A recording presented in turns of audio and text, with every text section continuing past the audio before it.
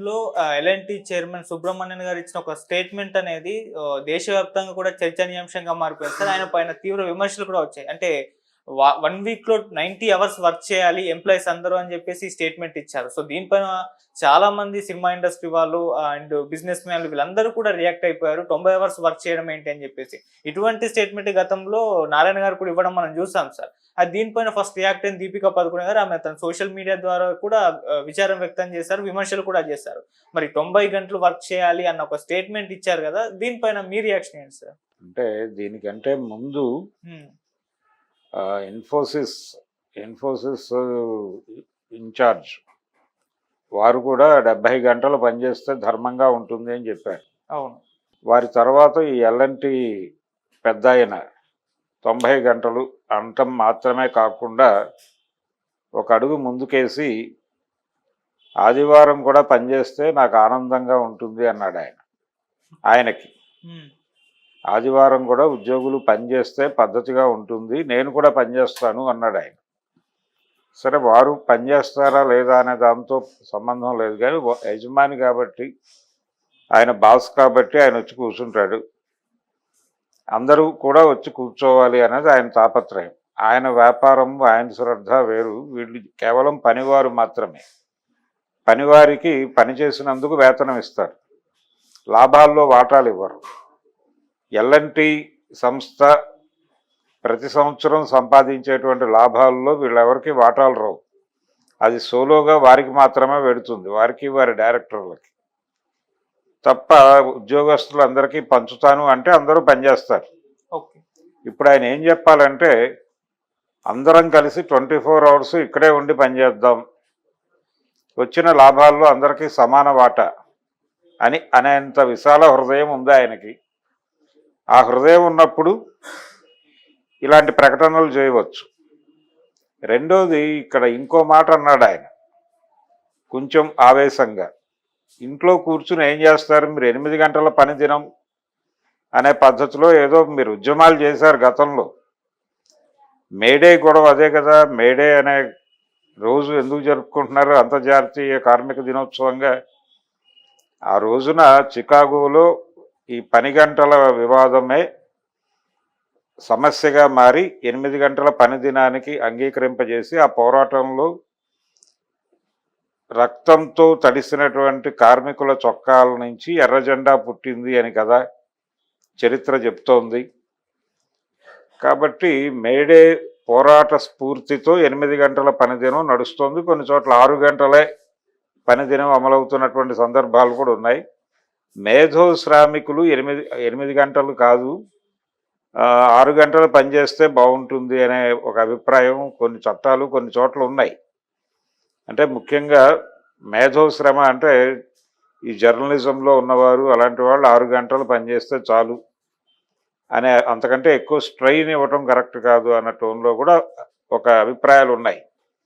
అయితే ఇవన్నీ పక్కన పెట్టి ఆయన వాంటెడ్గా 8 గంటలు కాదు, 8 గంటల పనిదినం ఒకవేళ ఉందనుకుంటే 8 గంటలు పనిచేసేసి ఇంటికి వెళ్ళి ఏం చేస్తారు మీరు అని క్వశ్చన్ చేస్తున్నాడు. అంటే ప్రైవేట్ లైఫ్లోకి, వ్యక్తుల ప్రైవేటు జీవితాల్లోకి ఆయన ప్రవేశించే ప్రయత్నం చేస్తున్నాడు.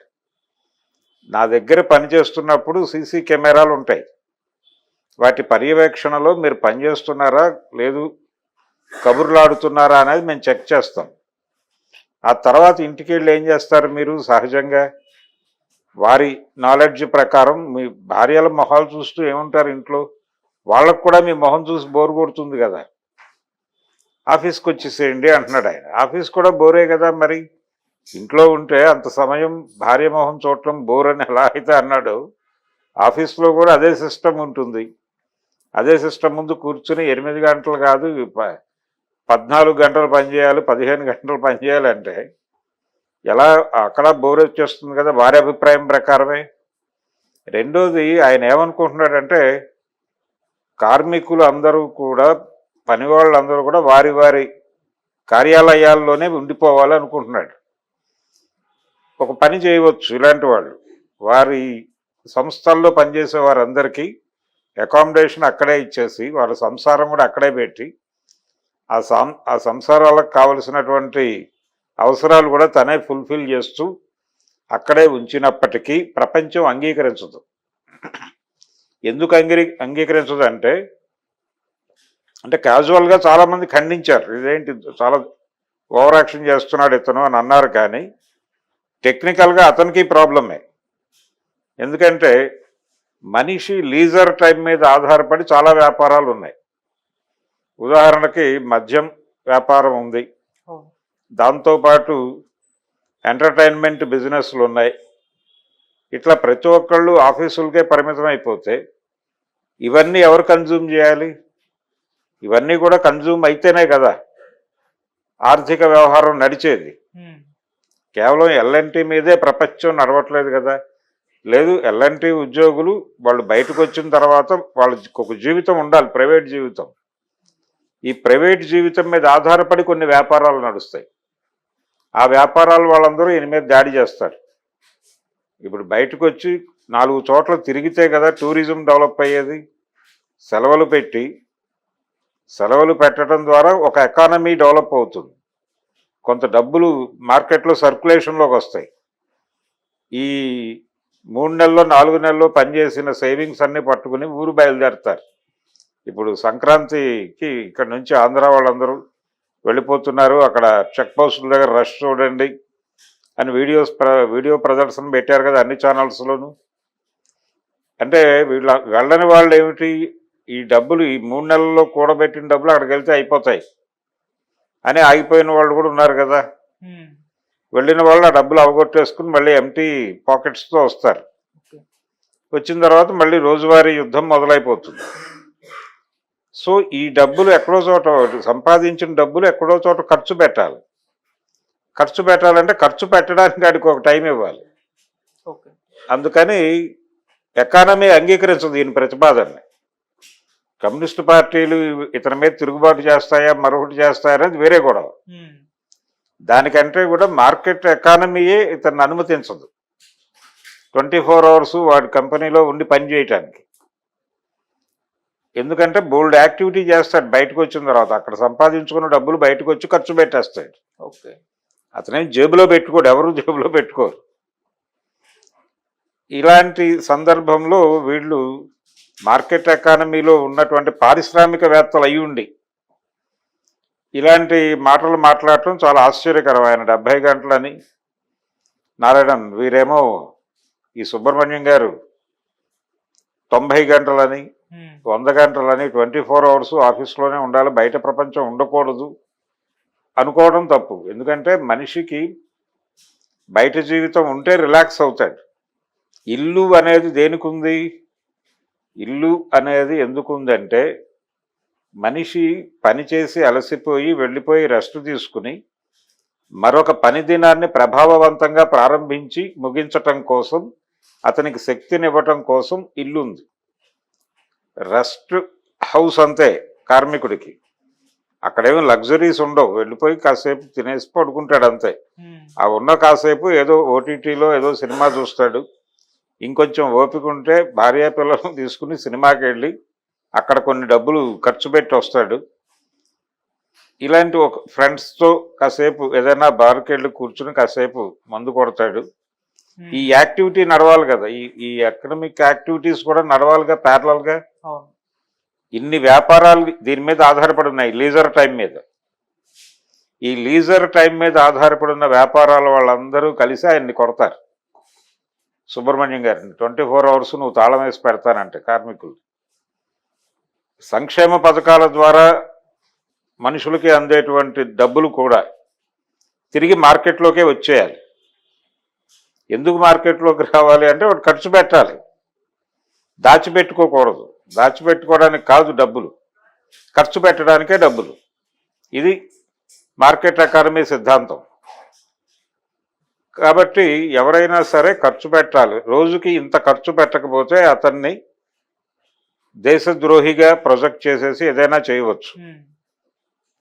అటువంటి పరిస్థితిలో వెళ్ళిపోయాం మనం ఆల్రెడీ. రోజుకి కనీసం ఇంత ఖర్చు పెట్టాలి, అంత ఖర్చు పెట్టాలంటే నువ్వు అంత సంపాదించాలి. అందుకోసం నీకు అవకాశం కల్పిస్తాం పని చేయటానికి. నీకు జీతం ఇస్తాం దాచిపెట్టుకోవడానికి కాదు, ఖర్చు పెట్టడానికి. కాబట్టి ఇలాంటి సమాజంలో ఉంటూ కనీసం దీని గురించిన మినిమం అంటే ఏ మాత్రము అవగాహన లేకుండా మాట్లాడటం అది. దీనికి పెద్ద వాళ్ళు ఏదో మానవత్వాన్ని మంట కలిపేస్తున్నారు, లేకపోతే మానవత్వాన్ని మంటకు గలపడం అనేది న్యాచురల్గా జరిగేదే. ఓకే. అది వేరే గొడవ. బానిసలుగా మార్చేస్తున్నారు ప్రపంచాన్ని, దీని మీద ఉద్యమాలు చేయాల్సిన అవసరం ఉంది అనుకోనక్కర్లేదు. మార్కెట్ ఎకానమీ ఇట్ సెల్ఫ్ దాన్ని వ్యతిరేకిస్తుంది, దాడి చేస్తుంది. కుదరదు అబ్బాయి, నువ్వు చాలా ఓవర్ యాక్షన్ చేస్తున్నావు. అక్కడ బతకడానికి చాలా కంపెనీలు ఉన్నాయి, రకరకాల ఉత్పత్తులు ఉన్నాయి, అవన్నీ కూడా కన్జ్యూమ్ అవ్వాలి కదా. అవన్నీ కన్జ్యూమ్ అవ్వాలంటే వీడికి ఆ టైం ఇవ్వాలి. మనం నిద్రపోవటానికి పని చేయడానికి మాత్రమే టైం లెక్కేస్తున్నారు. అవి రెండు ఉంటే సరిపోదు. ఇంకొంచెం టైం, నిద్రపోయే టైము, పనిచేసే టైముతో పాటు మార్కెట్లో రిలీజ్ అవుతున్నటువంటివి కన్జ్యూమ్ చేయటానికి కూడా కొంత టైం ఇవ్వాలి. సిగరెట్లు తాగటానికి టైం ఇవ్వాలి, మందు కొట్టడానికి టైం ఇవ్వాలి, ఇంకెక్కడికో వెళ్ళటానికి టైం ఇవ్వాలి. ఇస్తేనే ప్రపంచం బతుకుతుంది, లేకపోతే ప్రపంచం చచ్చిపోతుంది. ఎల్ఎన్టీ ఒకటే ఉంటుంది. ఇవేవీ లేకపోతే ఎల్ఎన్టీ కూడా ఉండదు, అది కూడా చచ్చిపోతుంది. అందుకని మార్కెట్ ఎకానమీలో ఉంటూ ఇండస్ట్రియలిస్టులు అయి ఉండి ఇలాంటి అపభ్రంశపు మాటలు, ఎన్టీ రామారావు గారి భాషలో చెప్పాలంటే అపభ్రంశపు మాటలు మాట్లాడుతున్నారు వీళ్ళు. ఇది చాలా దుర్మార్గం. రెండోది, ఒకవైపు ఆర్టిఫిషియల్ ఇంటెలిజెన్స్ వచ్చేసి ఉద్యోగాలు ఉంటాయో ఊడతాయో అనే చర్చ జరుగుతున్నటువంటి సందర్భము నడుస్తోంది ప్యారల్గా. కానీ వీళ్ళు ఇక్కడ మనుషులు కంపెనీల్లో ఉండాల్సిన అవసరం ఉందని మాట్లాడుతున్నారు.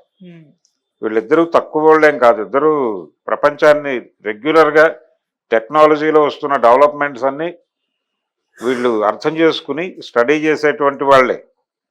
అయినప్పటికీ ఈ మాట అన్నారంటే ఇక్కడ మనం తెలుసుకోవాల్సింది ఏంటంటే క్రియేటివిటీ అనేది ఖచ్చితంగా మనిషికి మాత్రమే ఉంటుంది, యంత్రానికి ఉండదు. యంత్రం ఒక ప్రోగ్రామ్ ఇస్తే అది ఆ ప్రోగ్రాం ప్రకారం పెడుతుంది. ఆ ప్రోగ్రాంలో ఏదైనా ఒక సమస్య ఉత్పన్నమైతే మళ్ళీ దానికి ప్రోగ్రామ్ చేయాలి. సో ఎప్పటికప్పుడు అక్కడికక్కడ ఏమిటి పరిస్థితి అని ఆలోచించుకుని మెదడు, ఎమోషన్స్ ఇవన్నీ పనిచేయటం వలన కొన్ని పనులు జరుగుతాయి. ఆ పనులు జరగాలంటే యంత్రాలతో మాత్రమే, లేకపోతే ఏఐతో మాత్రమే నడవు.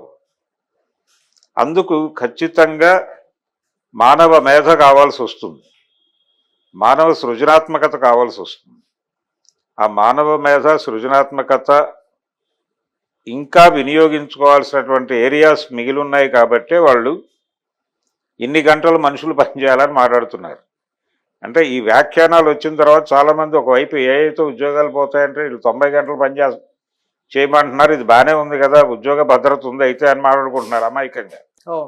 కొంత ఏరియాలో మాత్రమే యంత్రాల ప్రమేయం ఖచ్చితంగా ఉంటుంది. అంటే కొంత ప్రెజర్ ఉంటుంది, నిరుద్యోగంకి ఇది కొంత జోడింపు చేస్తాయి, ఒక నెంబర్ పెంచుతాయి.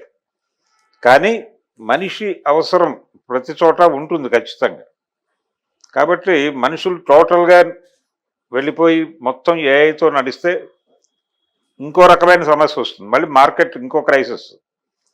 వీళ్ళెవరూ కన్జ్యూమ్ చేయరు, ఉద్యోగం చేసి డబ్బులు వస్తేనే కదా కన్జ్యూమ్ చేసేది. వీడి జేబులో డబ్బులు లేకుండా ఎలా కన్జ్యూమ్ చేస్తాడు? అందుకని క్యాపిటలిస్ట్ సొసైటీ మనిషి జేబులో డబ్బులు ఉండాలని కూడా కోరుకుంటుంది, డబ్బులు లేకుండా వాడు బతకాలని కోరుకోదు. ఏదో పద్ధతిలో ఆడి జేబులో డబ్బులు వేయాలి, ఆ డబ్బులు ఖర్చు పెట్టించాలి. ఇది సర్కిల్, ఈ సైకిల్లో తిప్పాలి మనిషిని.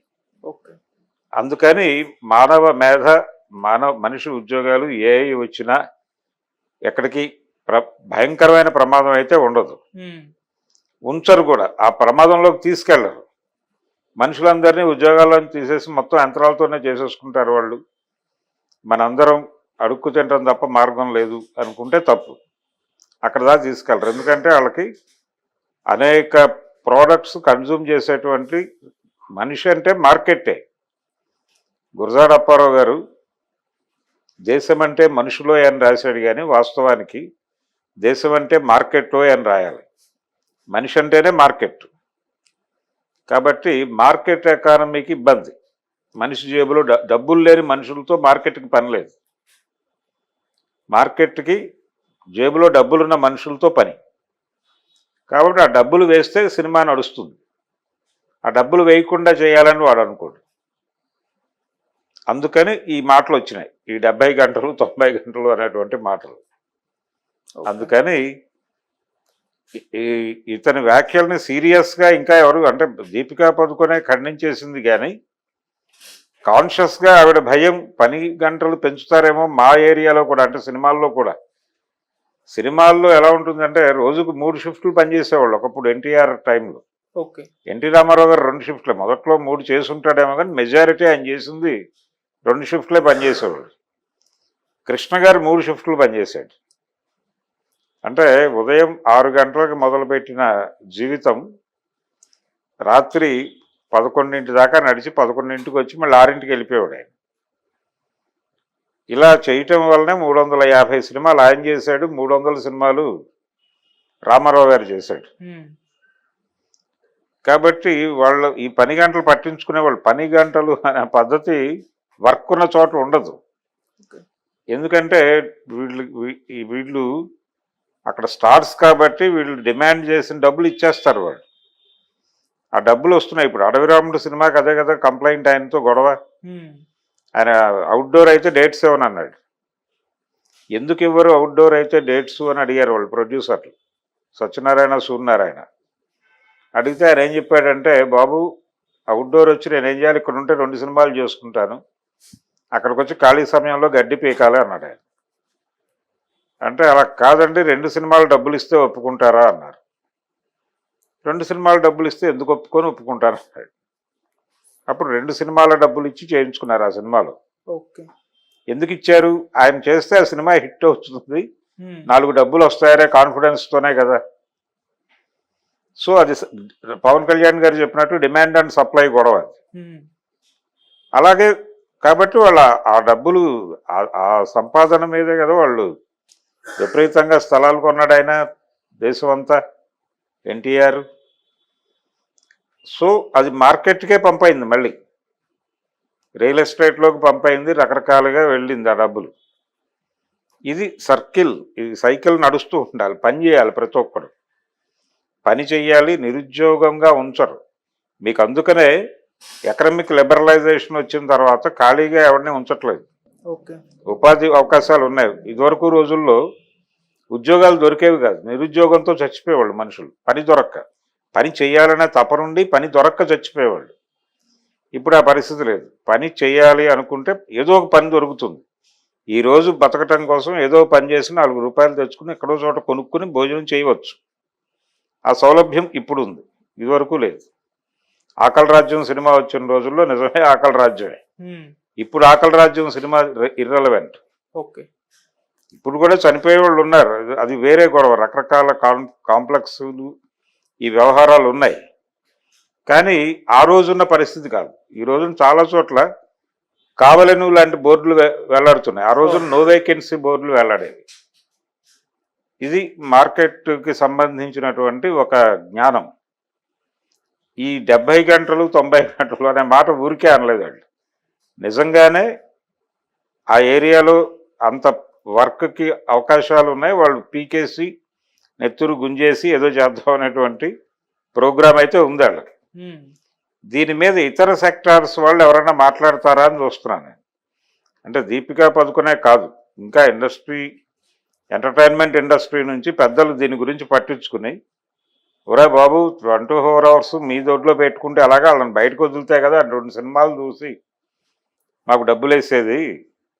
ఆ థియేటర్లో బుకింగ్ క్లర్కుల దగ్గర నుంచి బతకాలి కదా అందరూ. ఉన్న ఆ డబ్బులు మొత్తం జేబులో పెట్టి వాళ్ళ లోపల పెట్టేస్తే అలాగా ఆ డబ్బులు బయటకు వచ్చి మార్కెట్లోకి పంపవాలి కదా అని చెప్పి వాళ్ళు కనుక సీరియస్గా అటాక్ చేస్తే కొంచెం తగ్గుతారు. కమ్యూనిస్ట్ పార్టీలో మరొకటిలో మాట్లాడితే వాళ్ళు పట్టించుకోరు.